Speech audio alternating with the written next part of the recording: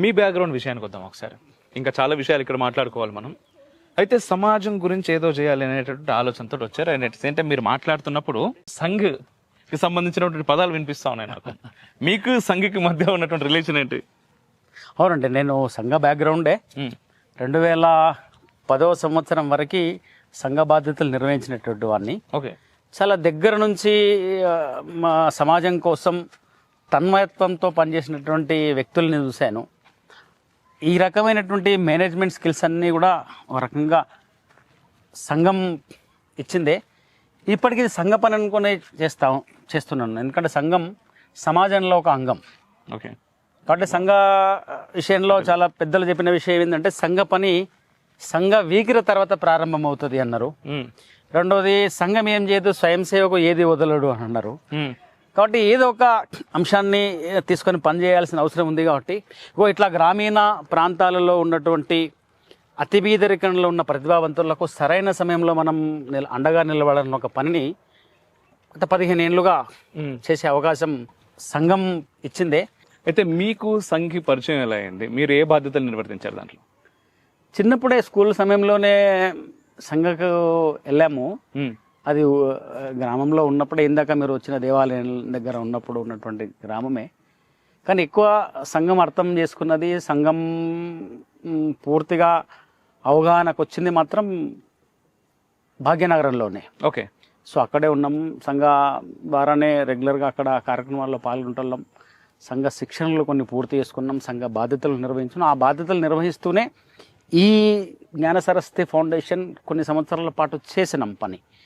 కానీ రాను రాను 2 పడవల మీద ప్రయాణం చేయడం కొంచెం ఇబ్బంది కదా అని మెల్లగా పూర్తి కాన్సన్ట్రేషన్ దీని మీదనే పెడుతూ అవసరం అనిపించింది. ఇందాక చెప్పిన ఫౌండేషన్ సంఘం పని సంఘ విగిరే తర్వాత సంఘం ఏం చేయదు, స్వయం సేవకు ఏది వదలడు అనేటువంటి ఒక స్ఫూర్తి నింపుకొని, ఇది ప్రత్యక్షంగా శాఖ పని కాకపోవచ్చు, సంఘం పని అనుకున్న చేస్తున్న కారణంగా ఈ ఎనర్జీ, ఈ మేనేజ్మెంట్ అంతా ఉంది అని నేను భావిస్తున్నాను. ఓకే.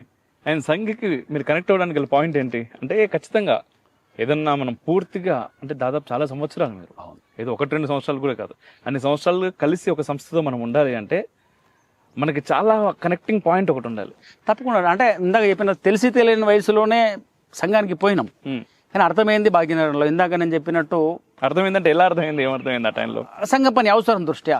సో ఆ వ్యక్తి నిర్మాణం విషయంలో చాలా దగ్గర నుంచి, అంటే సంఘం ఇంత విస్తృతంగా ఉందని తెలియకపోయినా ఆ పనిచేసే కార్యకర్తల యొక్క ఆత్మీయత, సో దేశం కోసం సమాజం కోసం ఇట్లా పనిచేయొచ్చా, తన వ్యక్తిగత పనులు చేసుకుంటూ, కుటుంబ పనులు చేసుకుంటూ, వృత్తి వ్యాపారాలు చేసుకుంటూ కూడా ఈ రకంగా సమాజానికి సమయం ఇచ్చేటువంటి వాళ్ళు ఉన్నారా. సో ఆ రకమైనటువంటి వ్యక్తుల దగ్గర నుంచి చూసినాం. అన్నీ ఉండి సమాజం కోసం తృణప్రాయంగా ఇచ్చినటువంటి వ్యవస్థ ఉంది, వాళ్ళ దగ్గర నుంచి చూసినాం. కుటుంబ వ్యవస్థలో ఉంటూ అద్భుతంగా వాళ్ళ బాధ్యతలు నిర్వహిస్తూ, ఇక్కడ అమోఘంగా నిర్వహిస్తూ ప్రేరణ ఉన్నటువంటి కార్యకర్తల దగ్గర నుంచి చూసినాం. అదొక గొప్ప వ్యవస్థ. సార్, మీ లైఫ్లో మిమ్మల్ని బాగా ఇన్ఫ్లుయెన్స్ చేసినటువంటి 2 వ్యక్తులు అంటే ఎవరని చెప్తారు మీరు? ఒకరు మా తాత ఉన్నారు. రెండోది ఇందాక చెప్పినట్టు సంఘ సిస్టంలో బుర్రా వెంకటేశం గారు అని ఉండిండ్రి. ఓకే. వారు మాకు చాలా అద్భుతమైనటువంటి ప్రేరణ ఇచ్చినటువంటి వ్యక్తులు. అంటే ఎలాగా, ఏదైనా ఎగ్జాంపుల్ చెప్తారా? తాత అనే విషయం దగ్గరికి వచ్చినప్పుడు ఎన్ని కష్టాలు వచ్చినప్పటికీ కూడా ఆ కష్టాలను ఎప్పుడు బయటికి ప్రస్ఫుటం చేసేటువంటి వ్యక్తి కాదు. సో అన్నీ నిబ్బరంగా, అంటే చాలా చిన్న వయసులో ఉన్నాం కాబట్టి కళ్ళ ముందు కనపడేది జరుగుతున్న వ్యవస్థ అంతా కూడా. సో అంతా ఒక అద్భుతమైనటువంటి కుటుంబ వ్యవస్థ పూర్తిగా అయినప్పటి సందర్భాన్ని కూడా మనసులోనే అలా దాచుకొని ఏమాత్రం బయటికి కనపడకుండా నిలబడేటువంటి వ్యక్తి. అంటే ఎన్ని కష్టాలు వచ్చినప్పటికీ కూడా స్థిరంగా నిలబడాలి అనేటువంటి ఒక ధైర్యాన్ని ఇచ్చినటువంటి వ్యక్తి. రెండోది ఇందాక సంఘటనలో పనిచేసేటువంటి వ్యక్తి చెప్పిన కుటుంబ బాధ్యత, ఆయన ఉద్యోగ బాధ్యత అద్భుతంగా నిర్వహిస్తూ సమాజం కోసం ఏమాత్రం అలుపు సొలుపు లేకుండా చివరి క్షణం పనిచేసినటువంటి వ్యక్తి. పుస్తకాలు చదివింటాం మనం, ప్రత్యక్షంగా నేను ఆ వ్యక్తిని చూసినాను. సో మా పనిచేసే కార్యక్షేత్రంలో అఖిల భారత స్థాయి అధికారి వచ్చిన అంత ఇన్స్పిరేషన్గా ఉండేది కాదు మాకు. సో వెంకటేశంజీ అనేసరికి అది ఒక రకమైనటువంటి తన్మయత్వము, ఆ మనిషిని చూస్తే అట్లా మొక్కాలనిపించేది. కుటుంబ బాధలు ఎన్ని లోపల ఉన్నప్పటికీ కూడా ఏమాత్రం ఒక్కసారి ఇట్లా చెప్పిన సందర్భాలు లేకుండా మిగతా కార్యకర్తలందరి కుటుంబాలని విషయాలు తెలుసుకుంటూ అవసరమైతే సహాయం చేస్తూ అట్లా ఏమాత్రం మాట్లాడకుండానే మొత్తం పనినంతా చక్కగా పెట్టేటువంటి ఒక సిస్టమ్ని. వారితో మీకున్నటువంటి సంబంధంలో ఏదైనా ఒక చిన్న ఎగ్జాంపుల్ ఉందా బాగా గుర్తుండిపోయేది మీకు మాతో పంచుకోవడానికి? సంఘలో చాలా సందర్భాలు ఉన్నాయండి. ఆయన ఒక ఏరియాలో ప్రతి ఒక్క రోజు ఒక షాక్కి వచ్చేవారు. వారంలో ఒక 4 రోజులు అక్కడ నగరం అంటాం మనం, ఆ నగరకు వచ్చేటట్టు వారు. కొన్ని సందర్భాలలో మేము రోజులు మర్చిపోయేటోళ్ళం. వచ్చి నిలబడుతుండే, ఈరోజు ఫలానా రోజు, అది విపరీతంగా వర్షం పడని, లేకపోతే ఓల్డ్ సిటీలో పక్కా ఓల్డ్ సిటీ ఉండే, ఆ ఓల్డ్ సిటీలో అద్భుతంగా అక్కడ గొడవలన్నీ జరుగుతున్నాయి, సంబంధంలే.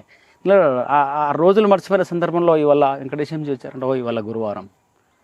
ఇప్పటికీ చెప్పగలుగుతాను, నేను 15 ఏళ్ళు అయింది వారితో నుండి. ఇప్పటికీ ఆయన ఏ రోజు ఏ బస్తీలో ఉండేటువంటి వారు అంత సిస్టమేటిక్గా ఆయన ఉండేటోడు. చాలా సాధారణ జీవితంగా ఉంటూ చాలామందికి ఇన్స్పిరేషన్గా ఉండేటోడు. అంటే చాలామందిని దగ్గర నుంచి చూసినాం. ఇందాక అదే చెప్పిన అఖిల భారత స్థాయి అధికారులని దగ్గర నుంచి చూసినప్పటికీ కూడా ఎందుకో వెంకటేశంజీ అంటే అంత ఇప్పటికీ ఆ తన్మయత్వం వస్తుంది ఆయన పేరు తీయగానే, అట్లా ఉండేటోడు.